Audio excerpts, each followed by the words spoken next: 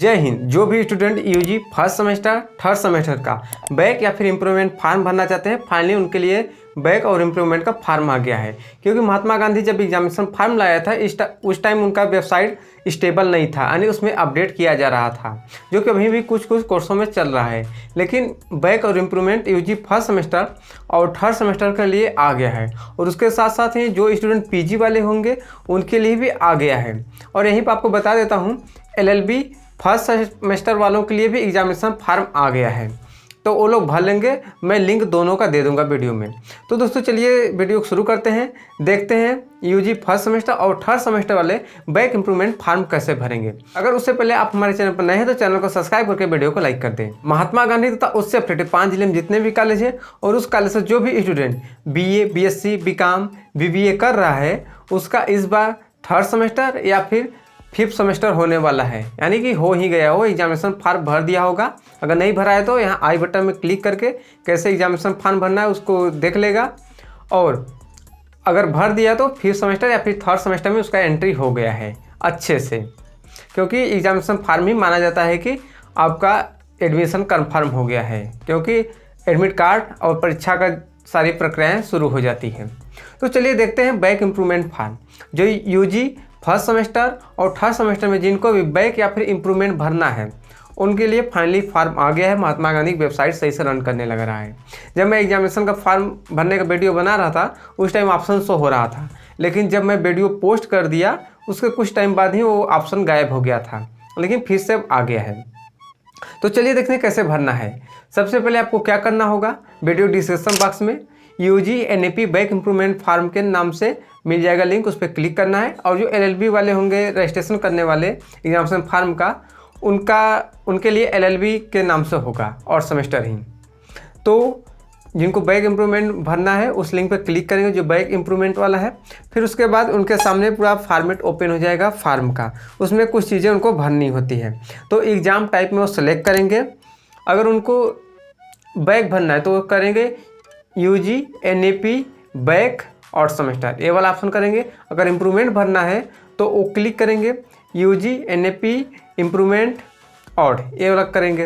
या फिर अगर कोई देख रहा है जिसको एग्जामिनेशन फार्म भरना है तो वो रेगुलर वाला सेलेक्ट करेगा, यूजी एनएपी रेगुलर ऑड वाला, ये वाला सेलेक्ट करेगा।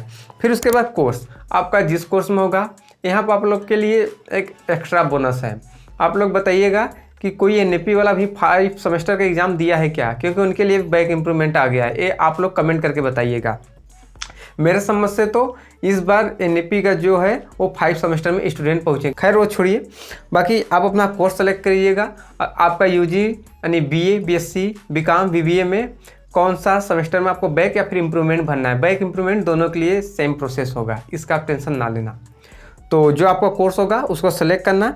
फिर उसके बाद सर्च इन में इनरोलमेंट नंबर, रोल नंबर आप दोनों से फाइंड कर सकते हैं। तो आपको जो अच्छा लगेगा वो सिलेक्ट कीजिएगा, और साइड में ही डालना होता है। इनरोलमेंट होगा तो इनरोलमेंट नंबर डालेंगे, रजिस्ट्रेशन होगा तो रजिस्ट्रेशन नंबर डालेंगे। फिर उसके बाद फादर्स या फिर मदर्स नेम डालेंगे सही से, जो रिजल्ट पे होता है, जैसा एडमिट कार्ड का पे रहा होगा। फिर उसके बाद एडमिशन ईयर, आपका फर्स्ट सेमेस्टर या फिर थर्ड सेमेस्टर में कब एडमिशन हुआ था। लगभग सबका 2022 ही होगा, क्योंकि पिछले साल का ही तो है। फिर उसके बाद कैप्चा डालेंगे। फिर आपके सामने आ जाता है फार्म, पूरा ओपन हो जाता है, जिसमें कुछ डिटेल दिया होता है, जिसमें स्टूडेंट का नाम होता है, enrolment number, roll number, father name, mother name, student का नाम, कोर्स कौन सा, ये सब दिया होता है। फिर उसके बाद कंसर्न देना होता है, जिसमें लिखा होता है कि मैं सब पढ़ा और समझ लिया हूँ। उसको कंसर्न देकर उसके बाद प्रोसीड टू रजिस्ट्रेशन फार्म करेंगे। जैसे भी करेंगे रजिस्ट्रेशन फार्म ओपन हो जाता है, तो वहाँ पर आपको कुछ बेसिक डिटेल दिखाया जाता है, enrolment number, roll number, student name, student father name, student mother name, इतना दिखाया जाता है। लेकिन आपको डेट ऑफ बर्थ सेलेक्ट करना होगा। यहाँ जो डेट ऑफ बर्थ सेलेक्ट होता है, जिस दिन आप फार्म भरते हैं उसी दिन का बाय डिफ़ॉल्ट होता है। तो यहाँ पर आप अपना डेट ऑफ बर्थ सेलेक्ट करना, जिस दिन जो आपका डेट ऑफ बर्थ होगा। फिर उसके बाद जेंडर सेलेक्ट करना, कैटेगरी सेलेक्ट करना। फिर उसके बाद सब कैटेगरी, स्टूडेंट होंगे तो नॉट एप्लीकेबल मैक्सिमम लोग होता है। अगर देख लेंगे फ्रीडम फाइटर हैं, आर्मी वाले हैं, ये सब उनका कैटेगरी में आता है कि नहीं। और गर्ल्स होंगी तो गर्ल्स के लिए वो तो रहता ही ऑप्शन। फिर उसके बाद स्टेट सेलेक्ट करना। फिर उसके बाद रिलीजन जो भी होगा, हिंदू, मुस्लिम, सिख, ईसाई, पारस जो भी होगा वो सेलेक्ट करेंगे। उसके बाद नीचे वाले सेक्शन में आ जाता है एड्रेस। सबसे पहले आता है करंट एड्रेस, तो आप अपना house number, plot number, landmark जो होगा डालिएगा। अगर कुछ नहीं होता तो 0 डाल देना, ब्लैंक मत छोड़ना, नहीं तो नहीं हो पाता है। फिर उसके बाद सिटी टाउन विलेज, जो भी सिटी टाउन विलेज हो उसको सेलेक्ट करना। फिर स्टेट सेलेक्ट करना, डिस्ट्रिक्ट सेलेक्ट करना। फिर उसके बाद पिन कोड डाल देना। अगर आपका करंट एड्रेस और परमानेंट दोनों सेम है तो कॉपी फ्रॉम करंट करना, परमानेंट एड्रेस के बगल में लिखा होता है येलो कलर में, तो आपका उधर का डाटा यानी करंट वाला डाटा परमानेंट में शिफ्ट हो जाएगा। फिर उसके बाद मोबाइल नंबर आता है नीचे डालने को, डालेंगे, ईमेल आईडी डाल देना। फिर उसके बाद आपका पेपर का जो मीडियम होगा हिंदी इंग्लिश उसको सेलेक्ट कर लेना, आधार नंबर डाल देना। फिर उसके बाद यहाँ आता है बैक इम्प्रूवमेंट भरने के लिए, जो कि आपका कोर्स जो होता है उसको सेलेक्ट करना होता है। तो आपको जिस भी सब्जेक्ट के जिस पेपर में बैक या फिर इम्प्रूवमेंट देना है उसको सेलेक्ट करना। फिर उसके बाद नीचे आ जाता है लास्ट क्वालिफिकेशन। लास्ट क्वालिफिकेशन में जो रिजल्ट में आपका नंबर मिला है फर्स्ट सेमेस्टर का रिजल्ट में, जो नंबर आप पाए होंगे तो उसको डालेंगे ऑब्टेन मार्क्स में, और जो पूर्णांक है पूरा जितने का होता है उसको डालेंगे मैक्सिमम मार्क में। लेकिन आपका ग्रेड पॉइंट है तो इसमें आप क्या करना, दोनों में 1-1 भी कर दोगे तो कोई ही दिक्कत नहीं होता है, तो उसको 1-1 ही रहने देना। फिर उसके बाद आ जाता है photo signature. Photo signature already upload होता है।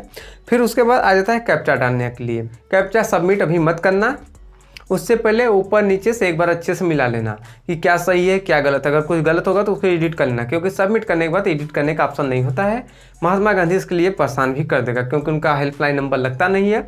4 नंबर वो लोग दिखावे के लिए दे दिए हैं। 10 बार फ़ोन करोगे शायद 1-2 बार लग जाएगा, फ़ोन लग जाएगा तो कोई उठाता नहीं, ये सब तमाम। इससे अच्छा होता है कि ऊपर नीचे पूरा देख लेना, अगर नहीं समझ आता है कमेंट करके पूछ लेना, या फिर आपका कोई सीनियर होगा उससे पूछ लेना, पूछ के कन्फर्म करके ही फिर भरना। ऐसा मत सोचना कि अगर एक बार लॉगिन कर दिए दोबारा लॉगिन नहीं होगा। जब तक आप सबमिट नहीं किए रहेंगे उससे पहले आप 4 बार 5 बार हमेशा खोल के देखते रहना, कोई दिक्कत नहीं है, बस सबमिट मत करना। जब क्लियर हो जाएगा फिर उसके बाद कैप्चा डाल के सेव फॉर्म करना, प्रिंट आउट आएगा उसको प्रिंट कर लेना। 4 पेज में निकलेगा जिसमें कि एक डिक्लेरेशन होता है, फिर उसके बाद स्टूडेंट कॉपी, कॉलेज कॉपी, फिर उसके बाद आ जाता है यूनिवर्सिटी का भी। टोटल 4 पेज का होता है।